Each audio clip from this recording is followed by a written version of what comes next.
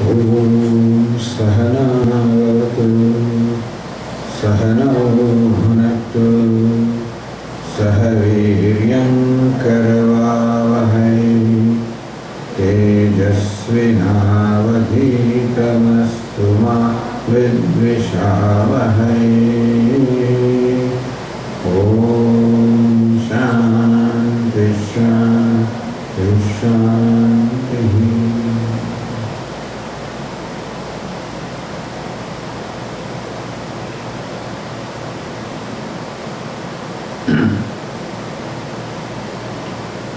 Healthy attitudes and values. The topic of this 2 evenings is healthy attitudes and values.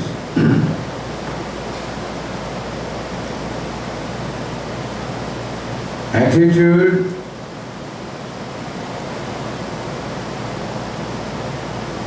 is a state of mind we have towards a reality or a fact. So Vedanta teaches us about the attitudes we should have in our life in order to make our life successful. Everybody wants success in life.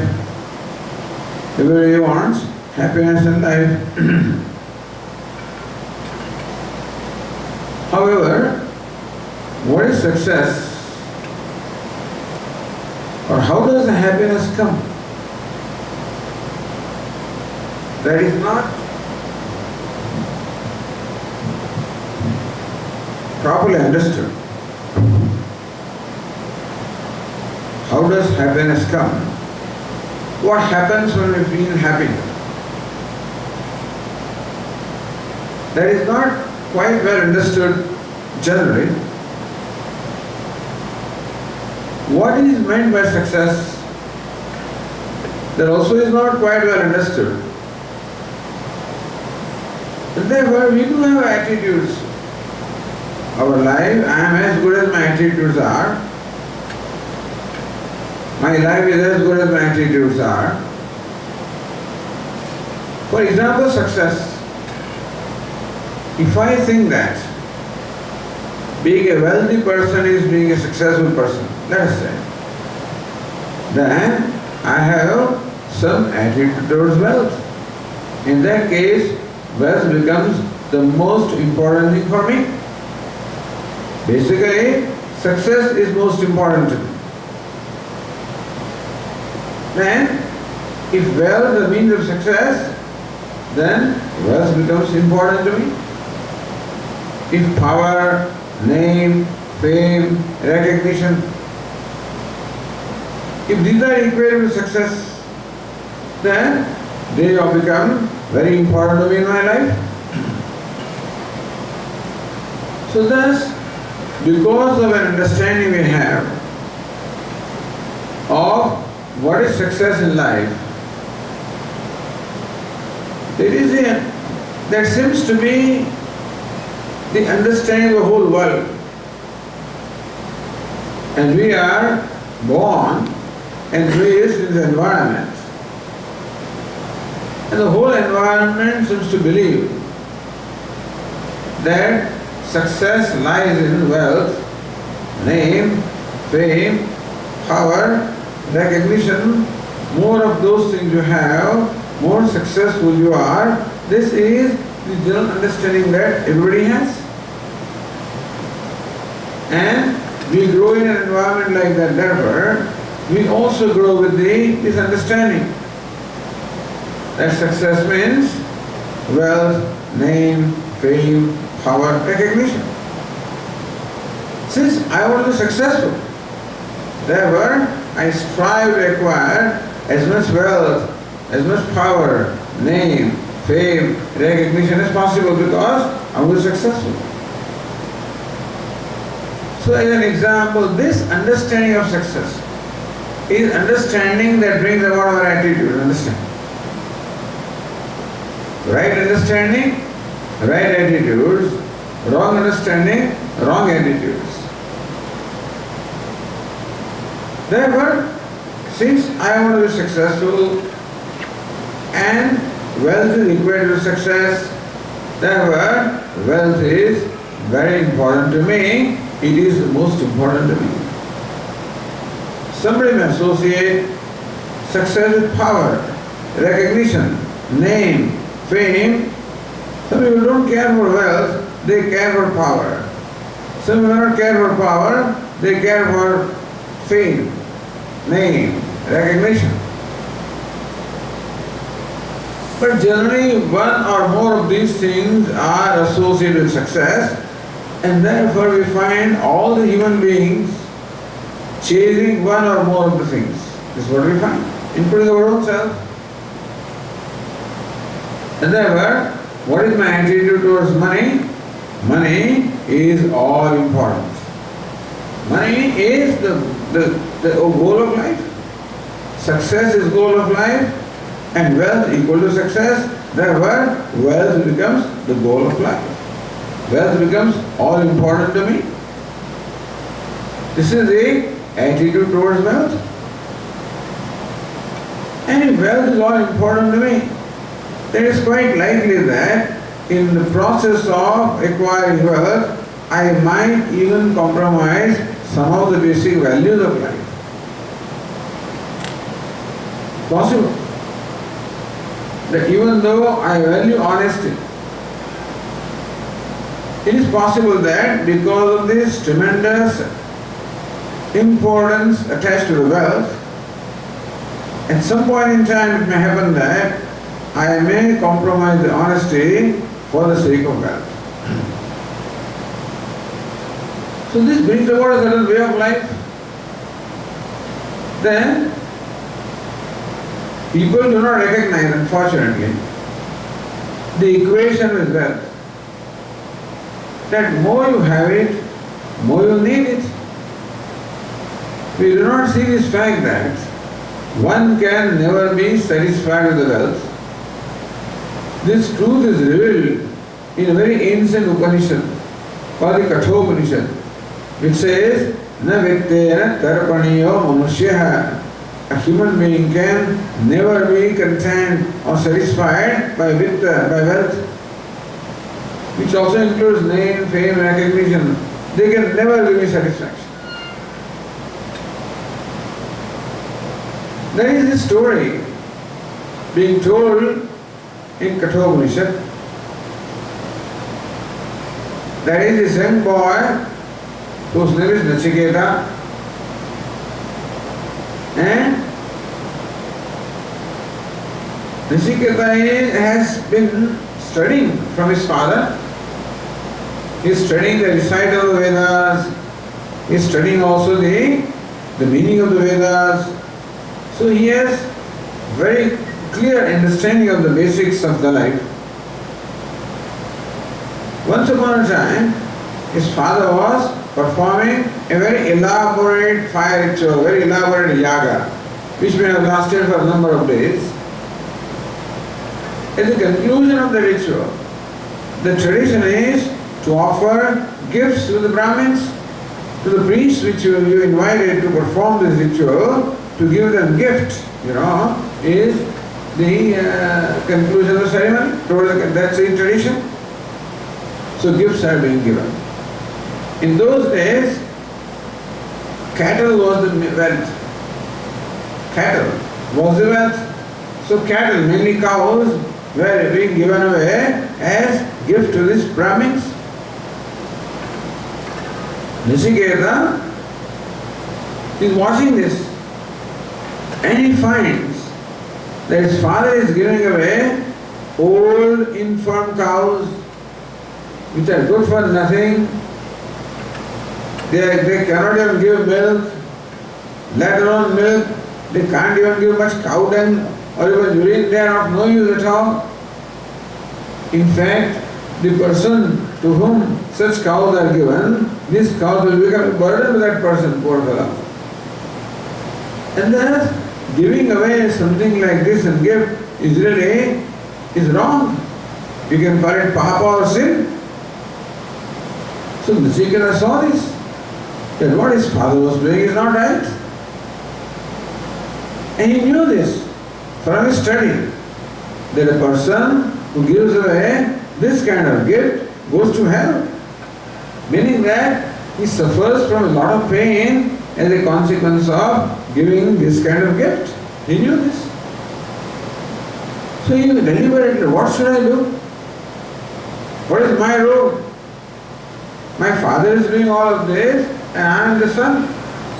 I am the worthy son. Or what is the role of a worthy son? The worthy son must come to the rescue of the father. That is called a son who comes to the rescue of his father, who protects his father. So he thought, let me tell my father that, hey, my father, oh sir, you can offer me also as gift. It appears as though the father has run away, has run out, I should say, has run out of all the cattle. And therefore, all is left with are those old infirm cows, which is what he is giving away as gift. Now the son also can recall the wealth of the father. So Nachiketa thought, maybe my father can give me as a gift to compensate for whatever deficiency that is. See, this was his attitude. This is an example of an attitude. What is the attitude? It is my duty as a son to be able to help my father come to the rescue of my father. So that's an attitude. Somebody can also have an attitude. What does it matter? It's his job. He is committing a sin. Let him suffer the consequences. What do I care? But here, the son cares is an attitude. That it is the duty of the son to come to the rescue of the father. You see, for some of you who are familiar with Sanskrit, this son is called Putra. In Sanskrit, son is called Putra, which is made of two letters, Pu and Tra. Tra is Traya, to protect. And Pu stands for a particular kind of hell. So Pum Naraka Trayate Putra, the one who rescues his father or parents from a Naraka or hell called Pum is called Putra. So with this kind of action that my father is performing, you have to go to hell. I am Putra. And therefore, to live up to my name, to live up to my status, I should rescue my father. My father seems to have run out of the wealth. I am also his wealth. But you cannot give away your son without his permission. The cow you can give away because cow doesn't talk. So cow is a dumb animal, therefore it can be given away as gift. But you cannot give your son because it's not dumb. Therefore, only if the son actually permits, then alone father can give away. Therefore, Nachiketa said, let me go to my father and let me tell him that, oh father, you can give me away also in gift. So went to his father. So the attitude. Tata kasmai mam dasyasiti. Oh revered father, who are you going to give me as the gift?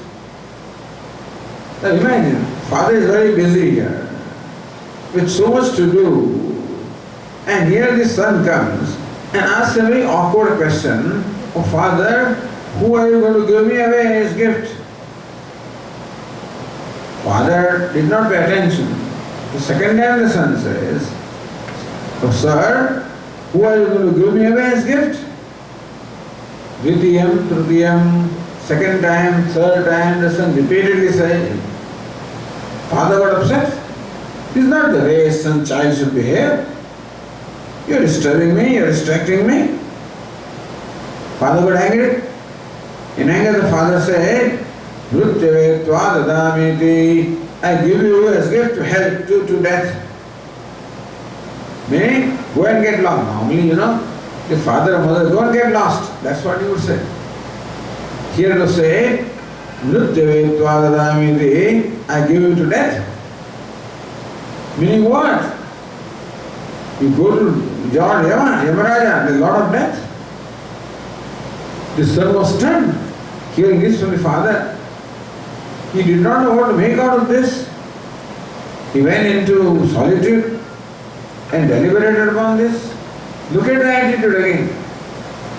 Normally, his son would dismiss the father. Old man doesn't know what he's talking about. He's always an angry person, always talks like this. And therefore, what the attitude? Dismiss what the father says, not take into account. But here, the son is the right attitude. So my father said, what my father says must come true. Meaning that his words must come true. He says, I am giving you to hell, I am giving you to death, I must go to death. Well, first of all, he deliberated. See, how you deliberate also depends upon our attitude. If you think that your father has said out of anger, he doesn't know what he's talking about, your attitude will be to dismiss the father and forget it. Don't give importance to what the father said. That will be the attitude. But here though, for this son, father is a very important, significant person. That is the case, he takes very seriously what his father says. This is why did the father ask me to go to, see, Yama. Yama means the Lord of Death, So, in the Vedic culture, everything has a corresponding presiding deity. So Yama is said to be the presiding deity of death. So then, my father said, I am giving you away to Yama, to the Lord of Death. Why did he say that? He looked at himself. Have I made a mistake? Have I offended my father? He looked back. I am my father's son as well as a disciple. Have I disrespected him? Have I not always done whatever he asked me to do? I have always done. Did I fail in doing my duties? No, I have not failed. Did I fail in doing my homework? I have not failed. Meaning that he was searching for a reason. Why the father said this? Reason can be my fault. But he could not see any fault with himself. And so, that reason is doesn't apply. Then he thought maybe my father is sending me to Yama because I can be useful, maybe Yama wants me. Maybe I can be useful to Yama. But I am a young boy. What I can be of use to Yamaraja? There cannot be. Meaning that because of his attitude towards respect for his father, he did not dismiss the words of his father. He gave, first of all the benefit of doubt to the father. When he could not come to a satisfactory explanation of why his father said this, then he came to the conclusion that father has said this out of anger. We would have, what would our attitude? Oh, he's an angry man, doesn't know, he always talks like this. No. Yeah, Nachiketa didn't say that. Nachiketa finally came to the conclusion when he could not find a satisfactory explanation. He finally came to the conclusion that my father said this out of anger. Now if somebody says something out of anger, you don't take it seriously, Very often mothers would get upset with us, go and jump in a well. Suppose you become too much of a nuisance and harass her. Your mother says, go and jump in a well. I don't know if your mother has ever said it or not, but sometimes they say, that doesn't mean you go and jump in the well. She says that. Don't take it seriously. She doesn't mean it. When a person says something out of anger, you know that person doesn't mean it. He is only said out of anger, and therefore you do not take it seriously. But Nachiketa said, anger or no anger, whatever my father has said must come true, and therefore I must follow his command, and I must go to Yama, I must go to Lord Death. So he goes to his father. See again the attitudes. Sir, please let me go to Yama. Now what is the attitude here? that father's word, what we call Satyam, the truth, is even more important than life. For Nachiketa, truth is more important than anything else. So just as for Lord Rama, father said, father even did not directly tell him, through mother the father told that you have to go to forest for 14 years. When Rama went to his mother said, don't go my son. The citizens of India said, don't go. So today's person would say, the majority is with me. Father is an old man. He doesn't know what he's talking about. The majority is with me. Even his younger brother Lakshmana said, hey brother, don't listen to the father. But Lord Rama says, no. Whatever the father said, under whatever conditions he says. Even though the father said this out of helplessness, because he had given 2 boons to his wife, that is Kaikeyi, and Kaikeyi demanded the compensation for those boons. Father was helpless. Out of helplessness he said, I send you to forest. Didn't even say that. He meant it. Implied it. Then also, Lord Rama says, no, whatever father says must come true. He went to forest. Even though it meant so much hardship. Understand, living in forest is extremely difficult.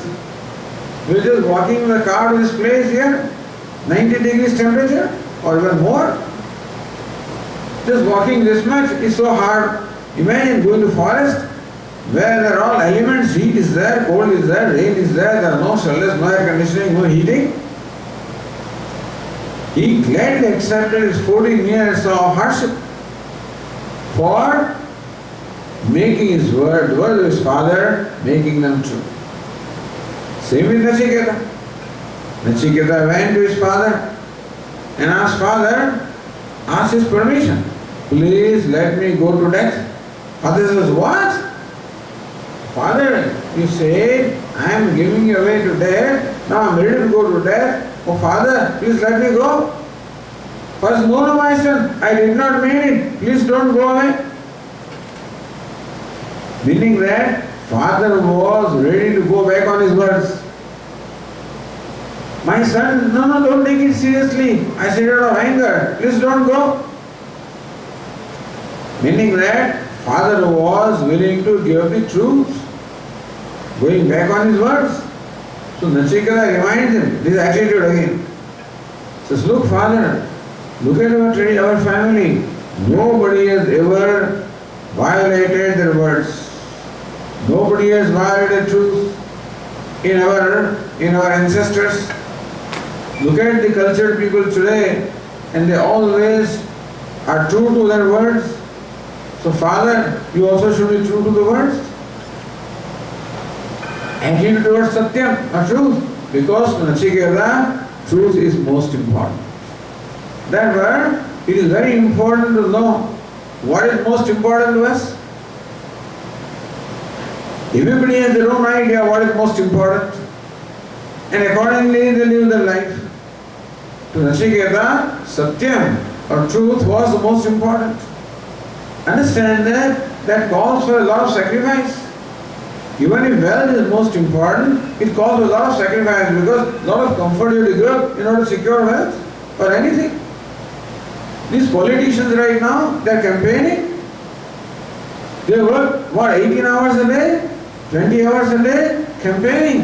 How much hardship they go through for years, months together. This campaigning, this presidential race in the United States, grueling race. It starts 1 year before, a year and a half. It started last year with primaries, when they have to compete with each other among their own parties. Having won that competition, now is to compete with the candidate of the other party. What an amount of hardship. But they do that.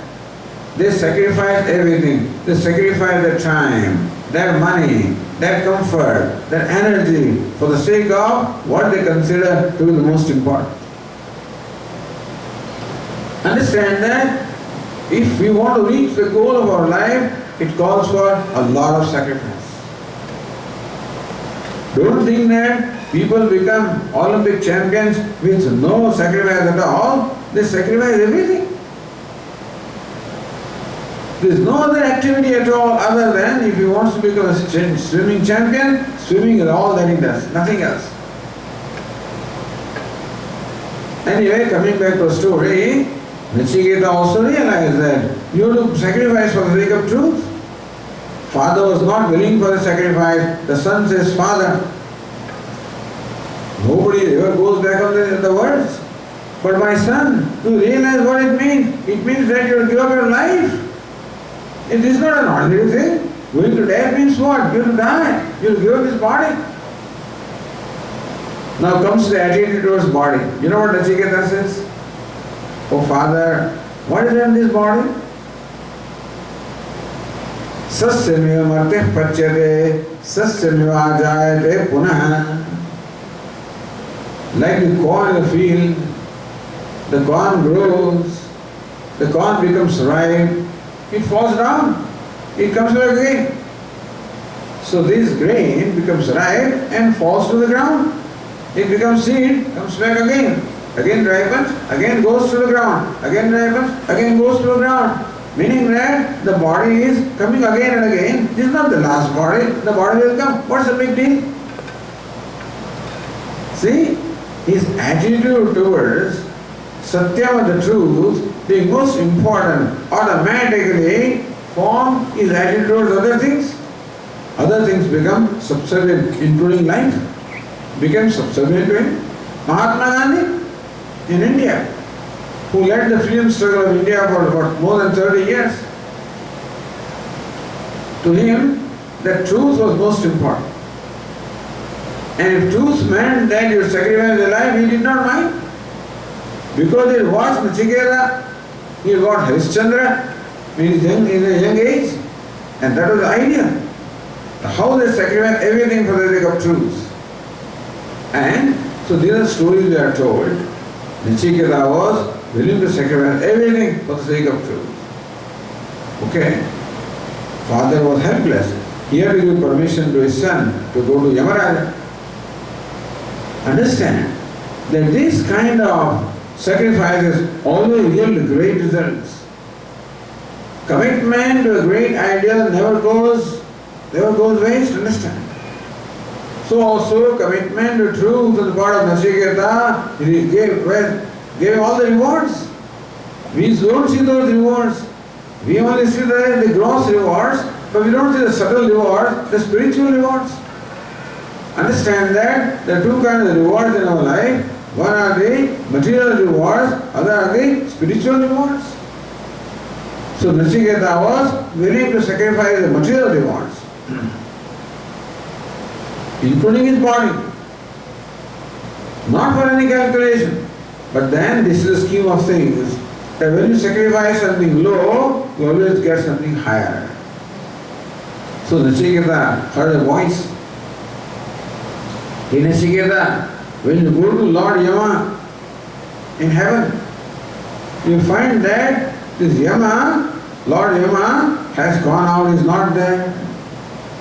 At that time, when you go to his palace, wait at the door, wait at the gates. Do not go within the palace. Stay hungry and thirsty for all the days that Yamaraja does not return. He will return after 3 days. For 3 days, you stay hungry, thirsty, don't sleep, wait for him. Then Yamaraja will come, he will ask you, hey Nachiketa, what did you eat on the first day? What did you eat on the first day? Answer, I have eaten all your virtues, all your punya karma I have eaten. What did you eat on the second day? I have eaten all your progeny. Like that, you reply. So Nachiketa is all equipped. He goes to Yamaraja. As he was told, Yamaraja was away. He returned after 3 days. He must have gone for a certain chore. I mean, where does Yamaraja go? For the prana, for the life. Yamaraja returned after 3 days. And he was told, this young man, young boy is waiting for you for 3 days. Yamaraja welcomed him. Even though Yamaraja is king of the heaven, he still welcomes his young boy, or whose face is radiant with luster. He invites him, gives him the appropriate seat, respects him, performs all his puja. Yamaraja does this and says, I'm extremely sorry, you must pardon me that you had to stay hungry for 3 nights. I know that you are very kind and you will pardon me, but still I am so pleased with you that I am giving you 3 boons. 1 boon for every night that you remain hungry. Ask for 3 boons from me. Again, attitude. What is most important in my life? What did Nachiketa ask for? If a young boy is asked today, what do you want? Please give me a BMW. Whatever you think is important to you, that's what you'll ask for. You could have asked for anything. But what did Nachiketa say? Oh, dear sir, I know that I have left my father against his will. My father must be regretting. My father was regretting, why did I become angry? Why did I say this to my son? He must be very upset. He must be very guilty. He must be regretting in his mind. He must be repenting. And so I don't think he can sleep at night. So please grant that my father has peace of mind. See? What is most important? My father's well-being. Grant that my father has peace of mind. Yamaraja just granted, and then of course Nachiketa also says that please grant me that when I go back to my father, he receives me as before. You see this cleverness? As though his going back is already certain, I know that you will send me back. Nachiketa, Yamaraja says, granted that father from now on will be free from worries and anxieties, from guilt, from repenting, from regret. He will sleep peacefully at night. And when you return to him, he will receive you with love as before. Second one. Now that he has fulfilled his duty toward his father, what is second one he asks? Again attitude. What is my attitude is what usually? A self-centered person. For a self-centered person, self-interest is most important. For a self-centered person, self-interest is most important. But the scriptures teach us that we should not be self-centered. We should be other-centered. Therefore, one of the important attitudes that the Vedas teach is called duty. Duty is an attitude, a very important attitude that we'll talk about.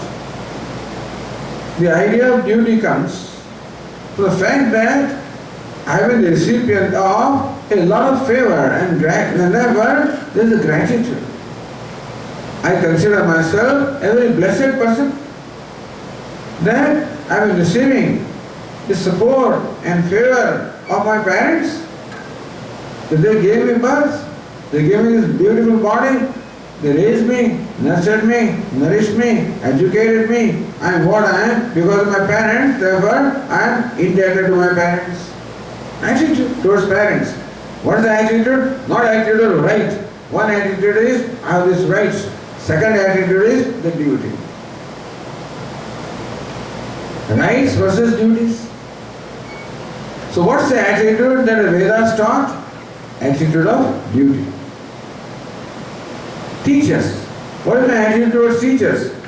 That I am indebted to my teachers also. That they have given me this knowledge. When I was born with nothing, no knowledge at all. I was totally dumb. And in course of my upbringing, my teachers have contributed to my life and they have educated me. Whatever I know today is on account of my teachers. Therefore, I am indebted to Guru, to the teachers, to the sages, to the thinkers, to all the scientists, to all the writers. who have devoted their life to the pursuit of knowledge and made this storehouse of knowledge available to me.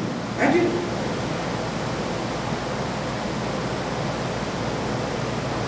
Attitude of reverence, attitude of respect, reverence, honoring.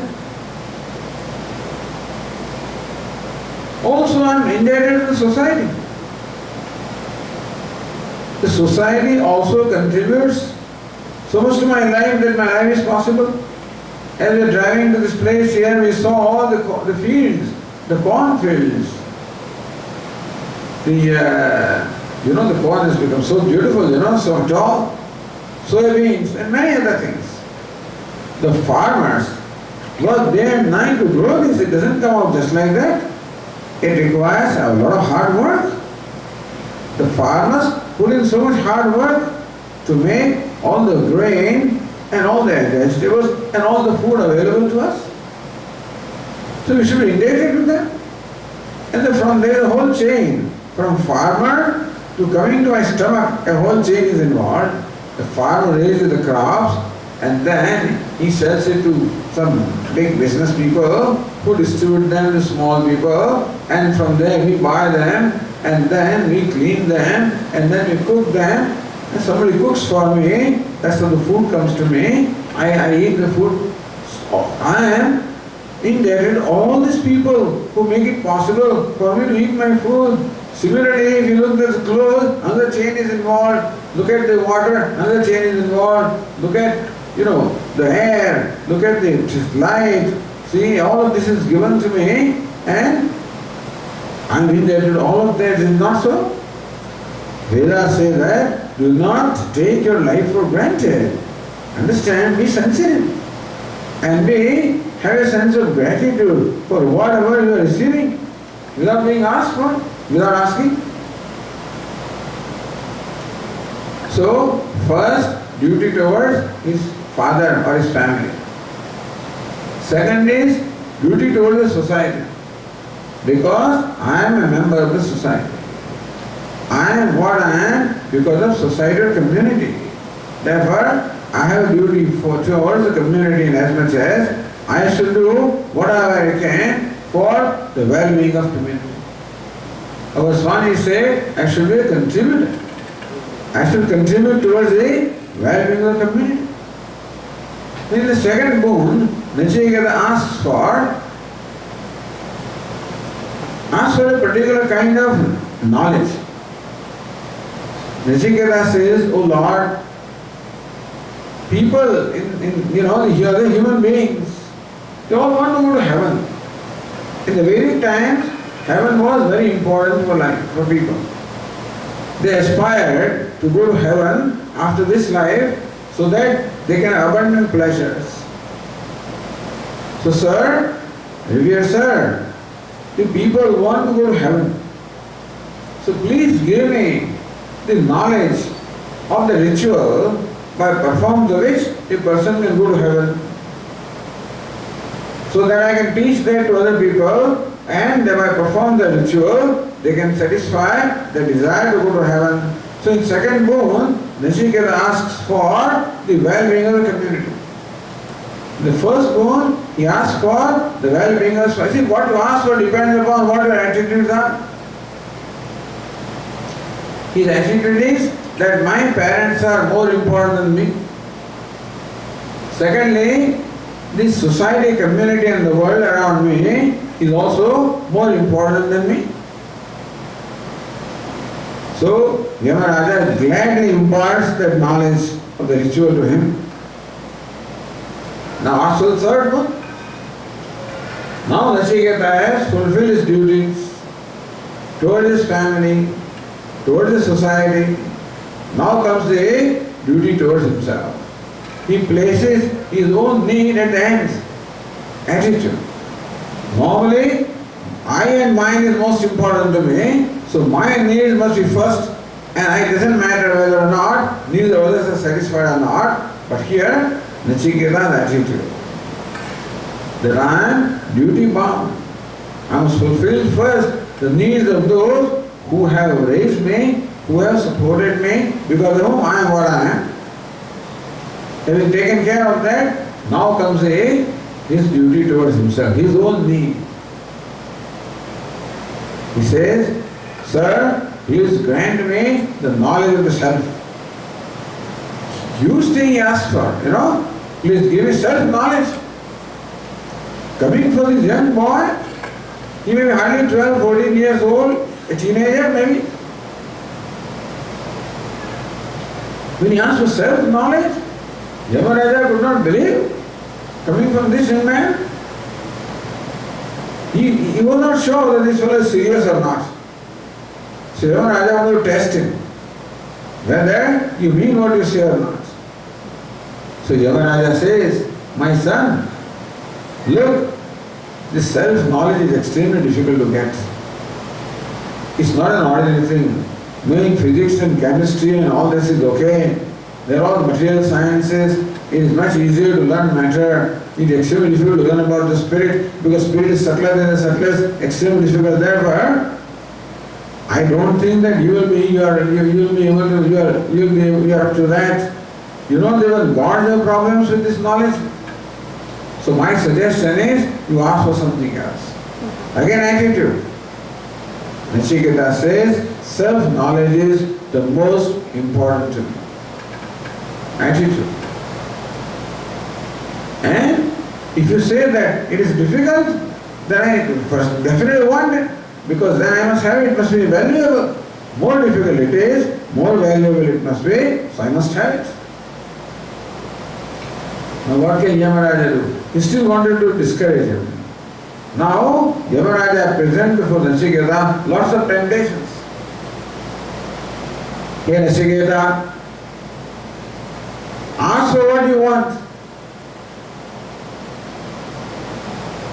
He says, ask for sons, grandsons, ask for wealth. So those days the progeny was very important. Ask for cattle, ask for wealth, ask for gold, ask for jewelry, ask for all valuable things, ask for as much as you want. Bahun pasun hasti hiranyamashwan, ask for them. Ask for horses, ask for cows, ask for cattle, ask for hiranya gold. I mean, those days these are very valuable things. Shatayusha, Putra Pautran, Munishwa, ask for sons and grandsons who will live 100 years, ask for them. You ask for the whole kingdom of the earth, ask for it, I'll give you. And ask for as long a life as you want, I'll make you live as long as you want to live, ask for it. Hey Nachiketa, give up your demand for self-knowledge. Nachiketa was unmoved in spite of, this is most tempting offer, can you imagine? Somebody says, Swamiji, I'll make a big ashram for you, come on. You want $5 million? Here they are. $10 million? Here they are. I'll make a big ashram. You want a big hall? I'll make it for you. You want this? I'll do it for you. All right, Swami is all right, listen man, I don't want self-knowledge, give me those things. A person would easily fall for the temptations. What Nachiketa? Like Shankaracharya says, like a huge lake which remains undisturbed in spite of the winds also, so also Nachiketa was unperturbed in spite of this offer. Yamaraja offered him more and more and more, including all the heavenly pleasures, attitude towards pleasures, attitude towards wealth. See what the Vedas teach you. You know what Nachiketa says? Shobhavaha madhyasya yadandakaidat sarvendriyanam jadandri tejaha. He, Yamaraja, you are offering me all these pleasures, all the objects of pleasure. Can you guarantee that they will be there tomorrow? Meaning all these are perishable. Whatever you are offering, whether it's wealth, gold, even children, progeny, whatever, all is perishable. How long will it remain with me? And even when I am enjoying, understand that enjoying the pleasures is the cost of our, at the cost, we have to pay the price for it. These pleasures always extract our vitality. Happiness does not come from the object, does not come just like that. Eat a lot of food, always the possibility of diabetes. Eat a lot of the spicy stuff, possibility of blood pressure, and things like that. Meaning a bhoge roga bhayam. When you are attached to bhoga, the pleasure, always the possibility of roga or disease. Meaning that all the worldly pleasures extract the price from you. I don't want them. Even long life, 100 years, so what? Even 500 years, so what? However long life you offer me, how long it can be? In view of the infinite time, it is nothing. And then Nachiketa says, Na vittena karpaniyo manushya. Oh Yamaraja, manushya, human being, can never be satisfied with wealth. Unfortunately, in spite of so much experience, human being has not discovered the equation with wealth. What is the equation with wealth? More you get, more you want. Nobody in the world can ever be satisfied with what he has or she has. Not unless a person is spiritually evolved, that's possible. But otherwise, people as they normally are, it can never happen that you are satisfied with what you have. $1 billion, then you want to have multi-billion dollars. You are number one in the whole universe, world, you're number one in terms of wealth. You want to remain number one now. Now whether your problem is, now that you declared one. Those days, I think this was some 20 years ago, when Bill Gates was the wealthiest person in the world. Because his Microsoft was doing so well, his stock prices were so high, and he had so many stocks of that his wealth was, those days, some $36 billion. And they were all calculating, how many years will it take for him to have $100 billion? If the wealth grows at the same rate, in 2020 or something like that, he'll have $100 billion. Do you think he'll be satisfied? If you think that if you are seeking satisfaction from wealth, it can never satisfy you. But here is a mature person. What is his name? His name is Warren Buffett. I consider a very mature person. He does not look upon wealth as end, he looks upon wealth as means. So what is the attitude towards wealth? It is not the end, it is means. Means for what? Not means of consumption, means of contribution. Out of $40 billion that he had, he donated $36 billion to Bill and Matilda Gates Foundation. Can you imagine this? $36 billion? He gave $1 billion to his mother, to his mother. And I think to his children he gave some $1 billion or something like that. And nobody objected.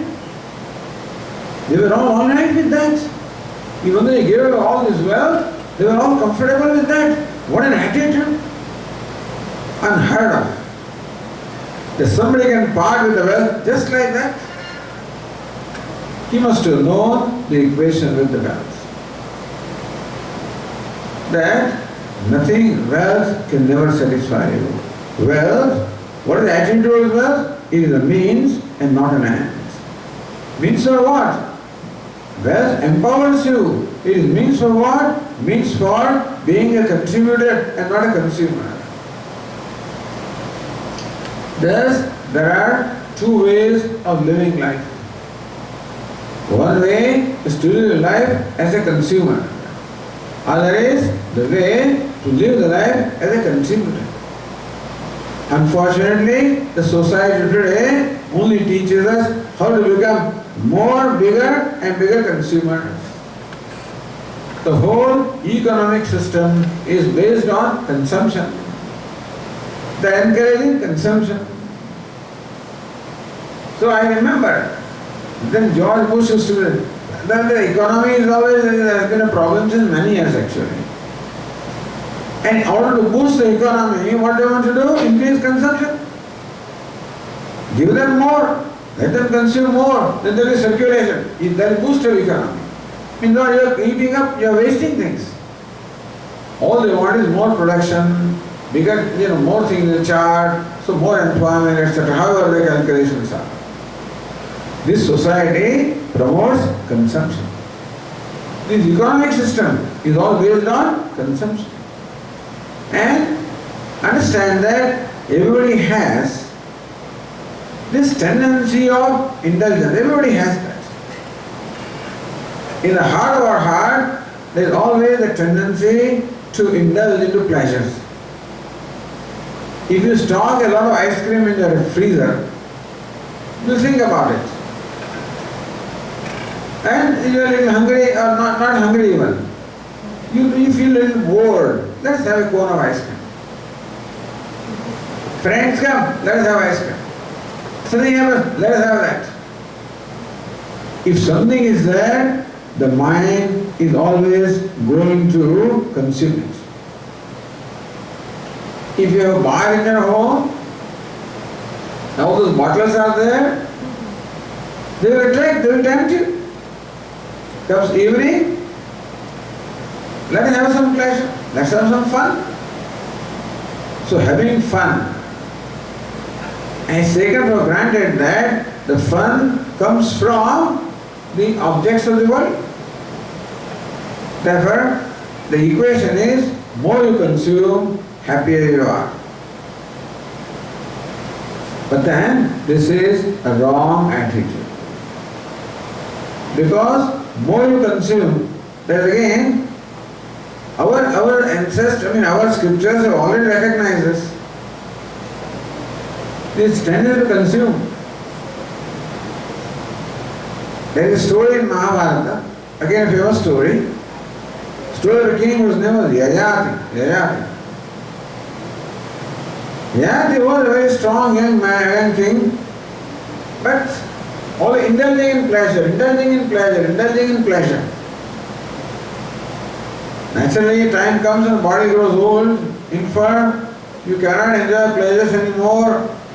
So the need for pleasure, desire for pleasures are very strong, but your capacity to enjoy pleasures has gone down. What do you do? His guru was Durvasa, a rishi. He asked his guru, what should I do? I am still not satisfied with the pleasures. So his guru said, I am giving you a blessing. You can transfer the youth of a son to yourself. If he had 4 sons, if one of your sons agrees or consents, then you can take his youth. So Yayati called his sons one by one. The first 3 sons refused. The 4th son was a very mature person. Even though he was young, he was very mature. He knew that equation of consumption. He said, Father, you are not satisfied with all the pleasures you have had all these years? I know pleasures can never satisfy you, but if you want my youth, have it. Can you imagine that? What is the duty? What attitude towards the needs of the father? This is called duty, where somebody's needs become more important than your needs. Therefore, to perform the duty as a son, he sacrificed his youth. But he was a very mature person. Yayati became youthful again and enjoyed pleasures for a long time.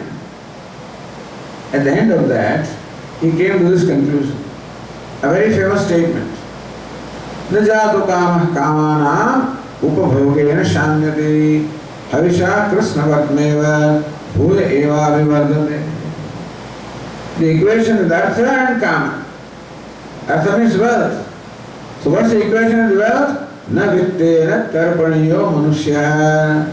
A human being can never be satisfied with wealth. If wealth is the end, you can never be satisfied with it. Kama, pleasures. What is the equation with kama? Na jato kama, kamanam upabhogena shamyati. Kama, your desire for gratification. What is kama? Desire for sense gratification. What is artha? Desire for ego gratification. These two desires are there. Wealth gives you ego gratification, and the pleasures give you sense gratification. So, what is the equation with gratification? Na jato kama, kamanam upabhogena shamyati. By trying to satisfy the gratification will never disappear. Havisha krusnavatmeva bhuya eva vivandate. Krusnavatma means fire. Just as fire grows in intensity by throwing fuel into that. Suppose there is fire and you throw food into that fuel. What happens? Fire grows in intensity. It demands more. Similarly also, this kama, this desire to consume, this desire to indulge is like fire. More you try to satisfy, stronger it becomes. These equations we should know, then the right attitudes will be there. So, our scriptures teach us the fundamental attitude towards these two things, artha and kama. There are said to be four purusharthas, dharma, artha, kama, moksha.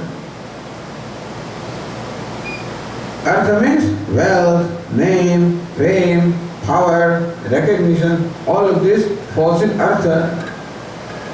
What does it do? What does that do you? First, it gives you a sense of security, and secondly, it empowers you. It gives you ego gratification. $1 billion, what are you going to do with it? You're going to eat it? You can build a house of $60 million, so what? What will you do? Right now in Bombay, some billionaire has built a house, most expensive in the world, I think. A 27-story house. There are several helipads in there, So many floors are meant for parking. I don't know what else there is. What will you do with it? How many rooms can you use at a time? He gave his wife, on her birthday, he gave a jet plane. 350 crore rupees, A jet plane, I think A320, this what they call the Airbus, which costs hundreds of crores of rupees. What will you do with it? Are you going to eat it? What are you going to do with that? But it gives me a status. It gives me a sense of empowerment, a sense of importance. It gives me, it gratifies the ego. So artha gives security and gratification of ego. And kama means pleasure, gives me sense gratification. In today's world, these are the ends. Today's society. Today, the society looks upon artha and kama as the goals of life. Artha means wealth, name, fame, recognition. It is thought that more you have, happier you are. More you have, more successful you are. That's a wrong equation.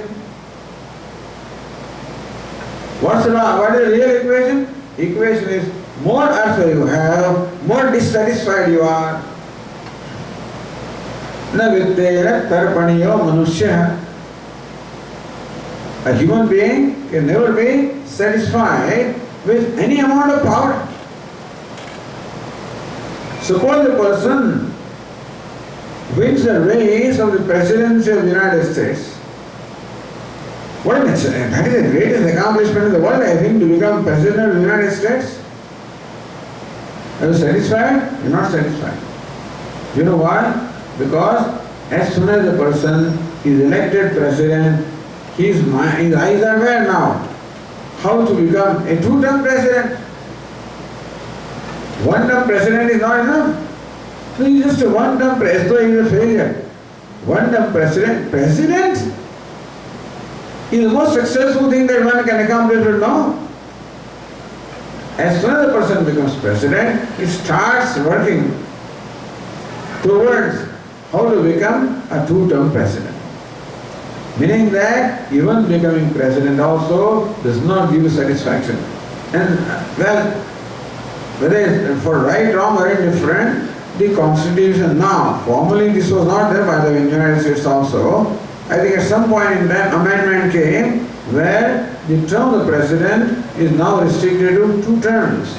But earlier you could be asked, there was a president of 15 years, I think, Roosevelt, no? Suppose there was no, like those dictators, this Hosni Mubarak and this fellow, suppose there was no restriction, how long will you remain an autocrat? How will you remain a dictator? For the whole life, they'll never give up. At the age of 84, the fellow doesn't want to, relegate power. Can you imagine that? If power gives satisfaction that someday you will have satisfaction, it's okay, have it now. What is satisfaction? Satisfaction is when you can willingly part with it. That's called satisfaction. When you cannot part with it, that means that you are not satisfied. What is this fellow there? Syria's, what is his name? Assad. He'll do anything for retaining power is an end, not a means. And why end? That is what satisfies his ego. And he will go to any length to kill any number of people, his own people, to retain that power. We see this equation everywhere, but people don't understand this. We see it happening everywhere. We don't learn. Therefore, our attitudes towards Artha and Kama are very important attitudes, healthy attitudes. The Artha and Kama are they have an important place in our life. Because the universe has given a very exaggerated place to them. Money definitely has place in our life. The wealth, name, fame, power, all of these are important. Vedanta does not say that they have no value. Vedanta does not say that they are not important. They are important, they are valuable. Valuable as means, not as end. They do not deserve to become the end or goal of our life. They certainly are the means. Means for something else. So how do I look at the wealth? As a means to something else, not as an end in itself. As a means towards something. You look upon wealth as success, all right. Wealth is means to success. But what will give you success? Here we also come to a very important attitude in our life. What is success? More you consume, more successful you are. That's what the world thinks right now. More you eat, more you drink, more you dance, more you travel, more you collect, more successful you are. Meaning, more you consume, more successful you are. So today, even a man of 75, if he can dance like a man of 25, he is a successful person. If he can indulge in the pleasure, as he could do at the young age, he can indulge in pleasure at 75 also, like a 25-year-old man, he is successful. That means that in the last 50 years he is not grown at all. He is not grown at all. Wrong attitude. People waste away their life because of wrong attitude, because of wrong priorities. Because of wrong attitude, wrong priorities. Money becomes the most important thing to me, and I sacrifice everything for that. People undergo so much hardship for that. I'm not saying you should not have hardship, you should not work hard. That's not the point. Working hard is always good. But working hard for what? For success in life. What is success? Does success come from outside or inside, or success comes from inside? Does happiness come from outside or inside, or does happiness manifest inside? When we experience any kind of happiness, eating ice cream gives me happiness, let's say. Does it come from outside? It comes from within. Happiness always wells up from within. Happiness manifests from within. Meaning that happiness is to be gained from my own self, it is not to be gained from objects outside. Therefore, what is the attitude now? Do I look upon the objects of pleasure as means of happiness? In that case, I will want more and more of them, I enjoy more and more, I consume more and more. Or I look upon wealth as a means of contribution. Do I look upon artha as a means of consumption, or do I look upon artha as a means of contribution? I understand that this Warren Buffett also lives a very simple life. That's my understanding. His house is simple. His car is simple. His life is simple. I tell you, he has discovered the secret of life. That success is in being a contributor, not in being a consumer. Because when you are a contributor, you tap into the happiness which is within yourself. A wrong assumption that happiness is out there. My assumption is that I am not happy as I am, and I have to acquire happiness from out there. Therefore, I look upon these objects, the material objects as the means of happiness, which is a wrong attitude, arising from a wrong understanding. What is the basic understanding? That I am an unhappy person and I have to become happy. Therefore, something or somebody else should make me happy. Who should make me happy? Wealth should make me happy. Power should make me happy. Recognition should make me happy. Name and fame should make me happy. I look upon them as means of happiness because I look upon myself as basically an incomplete person, inadequate person, unhappy person.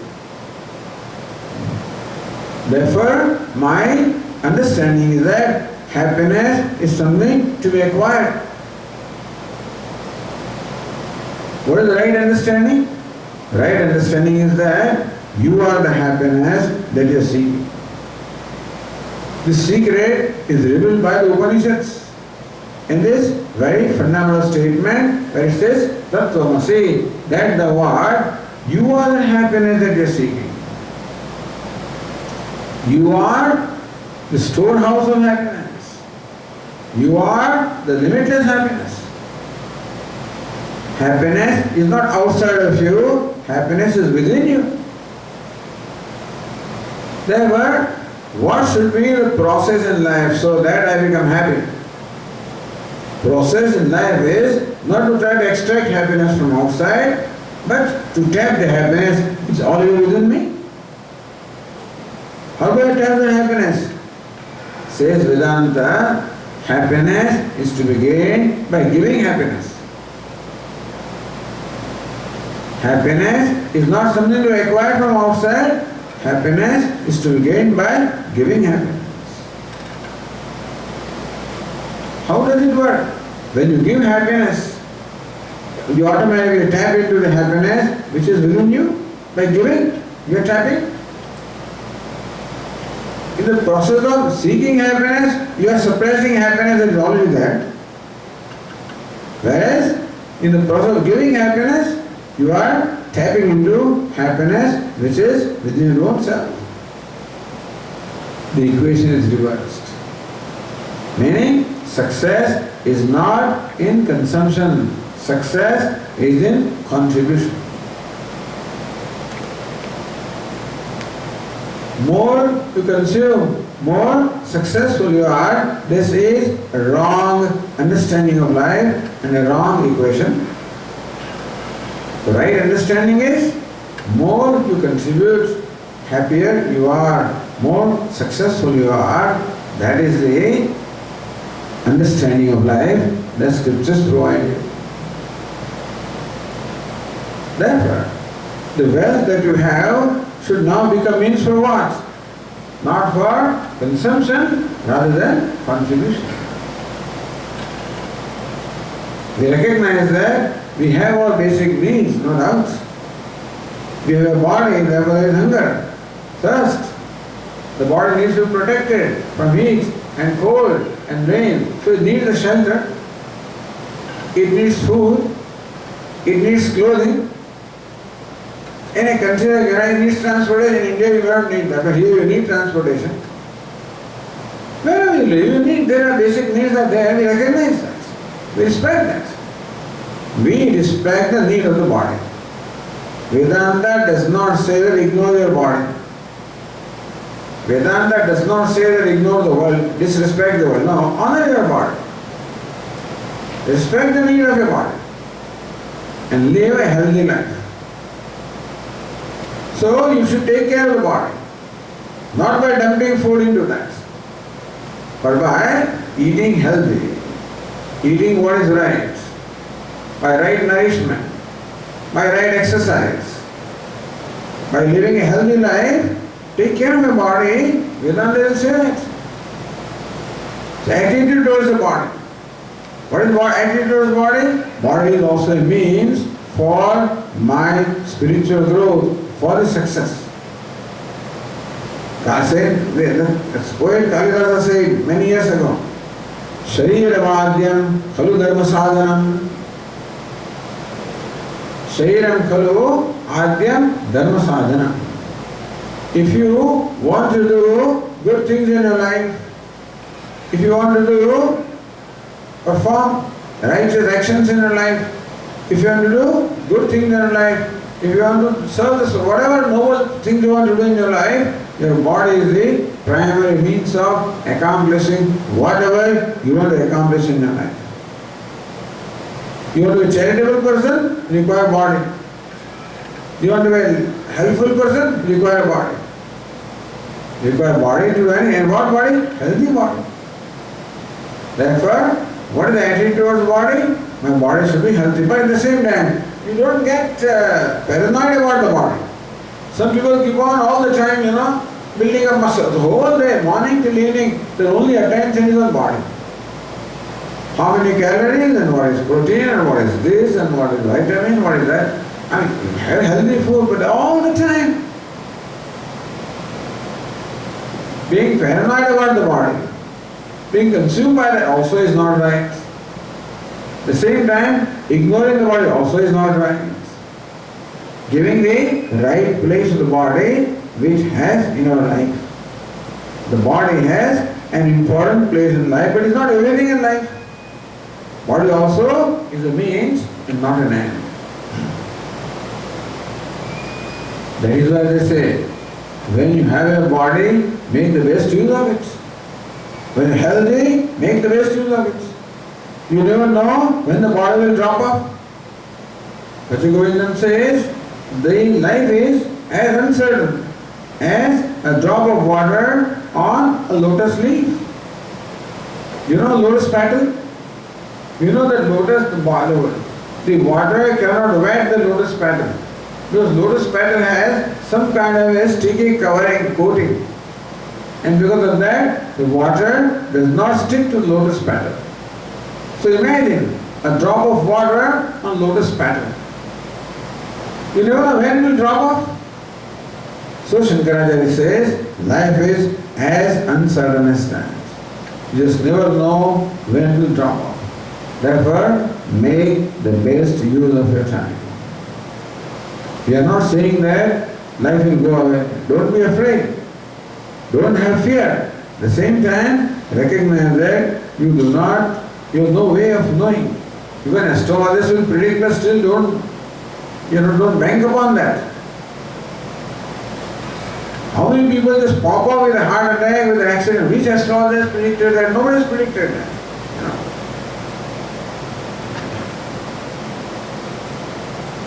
Anyway, and so attitude towards body. Body also is a means, is not to be ignored, is to be taken care of. Like I take care of my motor car.